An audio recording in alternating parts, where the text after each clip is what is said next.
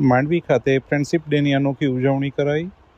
Mandvi GT high school 1995 બેચના મિત્રો દ્વારા હર હંમેશ જીવદયા તેમજ માનવતાવાદી પ્રવૃત્તિઓ કરાતી આવી છે।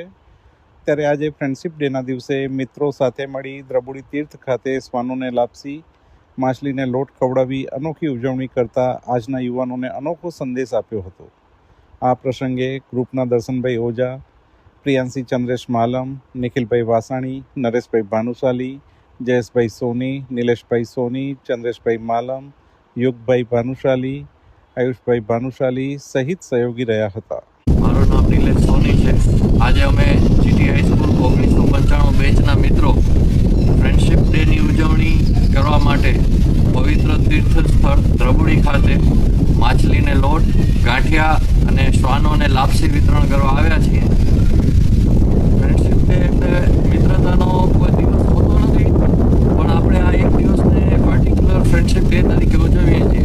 કારણ કે મિત્રો તો એવા હોય કે જે ખપે ત્યારે ગાડી રાત્રે પણ અવાજ થયો એટલે આવી જાય।